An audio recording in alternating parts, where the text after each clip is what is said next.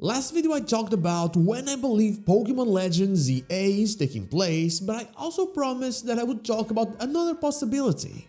A possibility that required me to use this precious thing. That's because some things just don't sit right with me, and others, even if by stretching quite a bit actually, can tell a very different story. So hey, I'm not so ace trainer, and what about another timeline? Let's get into it. I don't think I need to tell you about how much different timelines have impacted Pokémon games since Gen 5. It all went from them simply existing in Gen 5 to the consequences of not taking them seriously being mentioned in auras, to different worlds and timelines being visited in Gen 7, and then the whole thing actually being the cause for the whole conflict of the game and region in Gen 9. They became, and likely will continue to be, a key part of Pokémon stories. This comes with a huge bonus. Anything can happen. They can explain anything through timeline shenanigans, and we can't really deny it. Just like you can't deny me a like and subscribe and even a consideration about becoming a channel member, of course. So obviously I'm always looking, especially after Gen 9, for possible hints that the games do not happen when we think they do or where we think they do.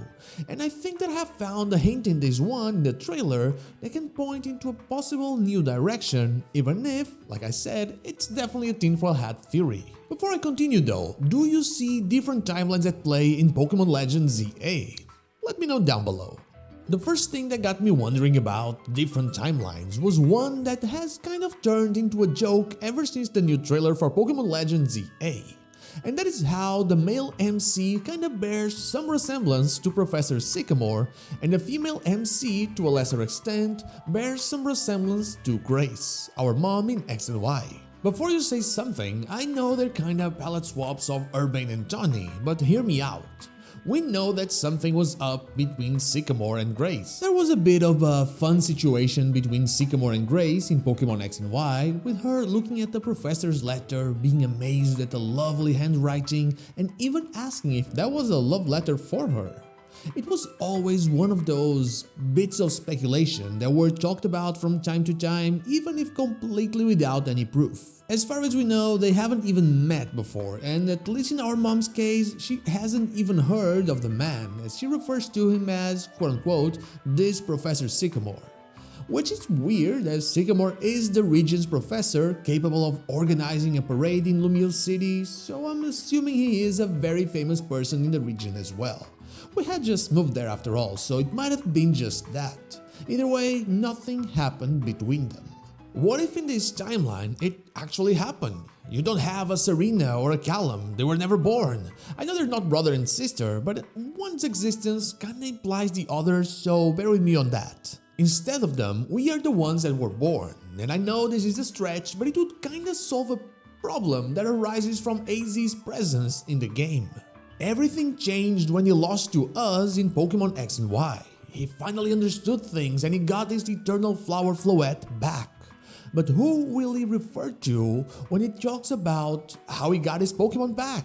He likely would mention simply a trainer, and being ambiguous is cool and all, but I kinda would like to see more of Callum and Serena in these games, because if this is the near future and the same timeline, they were very important in what happened in Pokémon X and Y, and they were the champions and all that, so everything is connected to them, even the parade was. If they don't exist, well, then there's no issue with referring to one or the other. But if they don't exist, then who battled AZ in order for him to reach a point when he can actually connect once more with his Floette? Who defeated Team Flare in order to prevent a catastrophe after Lysander followed up on the whole history of the ultimate weapon that's passed down in his family? The same weapon that was fired 3,000 years ago by AZ, hotel owner and the former king of the Kalos region.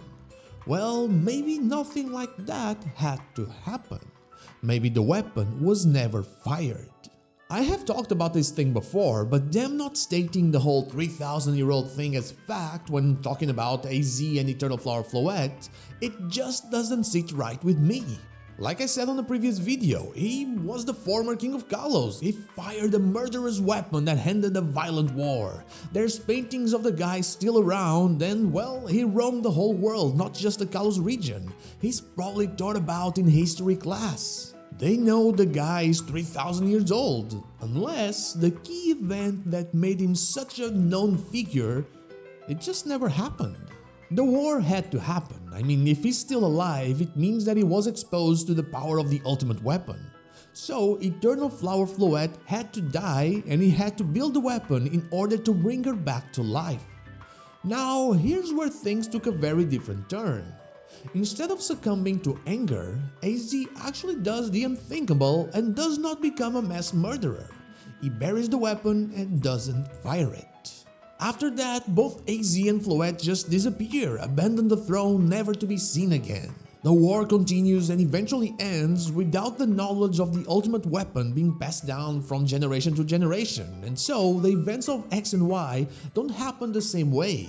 Some things might happen, like Zero Zik might still be a bad guy because he's crazy about researching stuff, but Lysander doesn't have the same influence. In fact, if Vinny is a royal descendant, like I think he is, check this video out to know what I'm talking about, I think this would explain why he doesn't have the same place in society that Lysander did in the X and Y timeline and why he has to work from the shadows. So, if this was the case, then Lysander would have no idea about the weapon. It is just a buried treasure that someone, likely Quasartico, have found.